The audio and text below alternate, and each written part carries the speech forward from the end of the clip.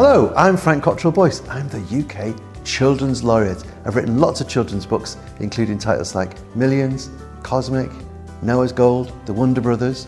I also helped write The Moment When Paddington Bear Spoke to the Queen, and I worked a little bit on Paddington 3 as well.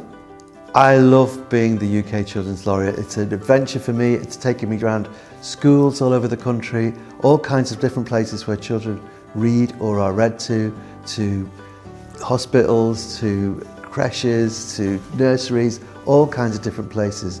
I feel really passionate about it because I know that reading books or being read to when I was young has helped me be happy. Nothing builds the machinery of happiness inside a child better than being read to. It's such a powerful, powerful thing. And now that I'm a grown up and all kinds of stressful things happen to me, I know that I can lean back on the books that were read to me as a child and feel that happiness again. I believe every child has the right to be read to and to hear great stories when they're little and to have those stories in their head when they're growing up. And I've sometimes met kids who have not had that opportunity, and I'm working hard to make sure that everybody gets that chance. I'm going to tell you a story about a library. Once upon a time there was a library.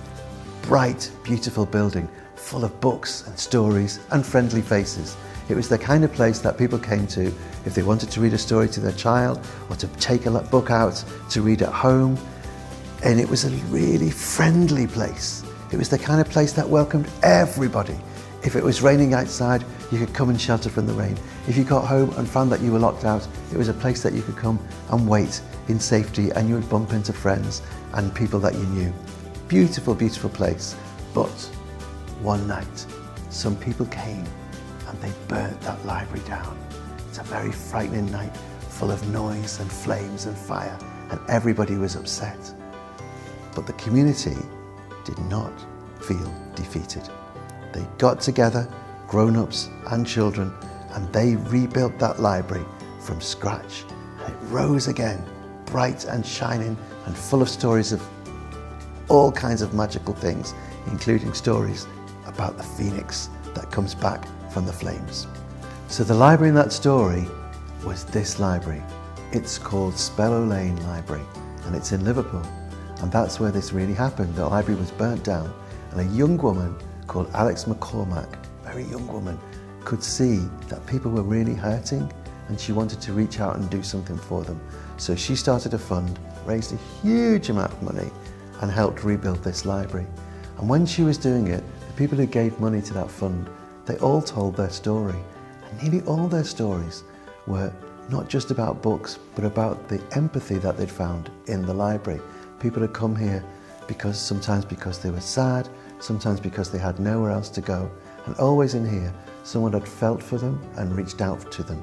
And they'd put their empathy into action for them. So this is a place where empathy really thrives and really grows. And the reason it's grown back is because of Alex's empathy for all of us who lived in this community.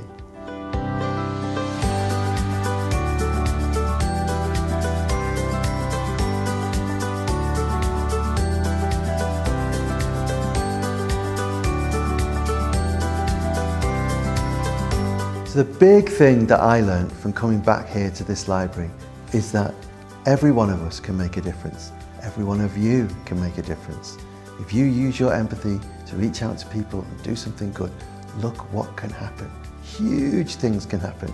You can build buildings, you can move mountains if you become an empathy activist. The most important thing is to take action on something that matters to you. That might be a very small thing. It might be something in your home, it might be dealing with a bully in the playground, or it might be something that matters to the whole world, like the environmental crisis. You can do something about it. You have a superpower, and that superpower is empathy.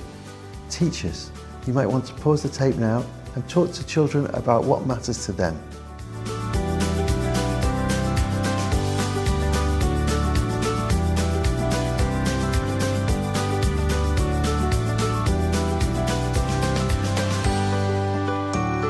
Empathy is our ability, and we all have this ability, to experience and understand other people's feelings. And it's important because if you can't do that, everything is a fight.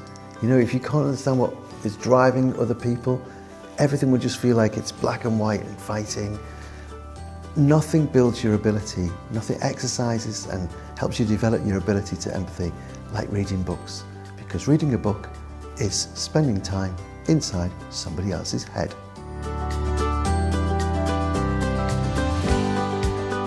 Small steps make a big difference. Small step by small step, you can increase your empathy skills. You could begin here, today, right now. You could start by picking up a book and sharing a story. And if you need a recommendation, you could check out the Read for Empathy collection. It starts with doing the Empathy Challenge activities to help you to become better at listening to other people, understanding their point of view, and sharing your own feelings. It starts with making an empathy resolution. As part of the Empathy Challenge, I'm putting up a huge virtual bookshelf, the Empathy Bookshelf, full of books that are brilliant books but will help you build your empathy. So I'm starting with Elle McNichol's brilliant Keedy. Keedy is a girl who sticks up for other people. She's got empathy as her superpower. She sees injustice and she tries to help other people, but she's quite problematic herself. So if you read this book, you'll fall in love with her, and that will expand your empathy. And I'm also putting up The Wrong Shoes by Tom Percival. It's a gorgeous book, tons of illustrations about a kid whose dad loses his job. So they've suddenly got no money and they're really struggling. And he tries to put a brave face on it for other people. And it will really help you think about other people who are having struggles. And it's a great story. I would love you to help me stock the Empathy Bookshelf by sharing books that have helped you to understand other people and built your empathy, but only if they're a really great read too. So take pictures of them and share them on your socials at Empathy Lab UK, #EmpathyDay.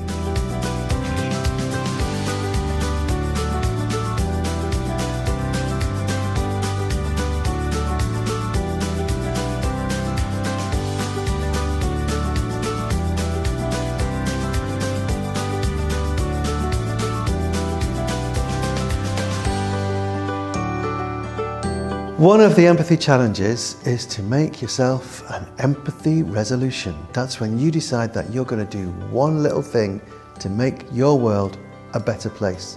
It could be as simple as noticing that person who no one is talking to and going over and beginning a conversation with them. I guarantee if you do that, other people will join in.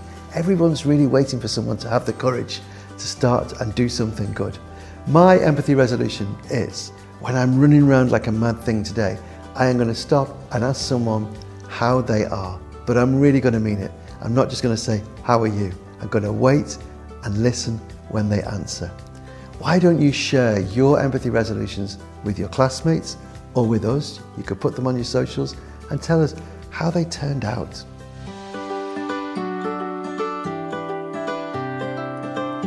Another of the empathy challenges is the empathy post. That's when you write down and share a message of empathy with someone. Could be someone that you know, someone that you care about, or it could be a politician or a celebrity. I'm going to write mine to the people who come here to Spellow Library. So happy Empathy Day. Go out there and use your empathy. It's your superpower. Use it to make the world a better place. You make a difference. We all make a difference. The smallest things make a difference.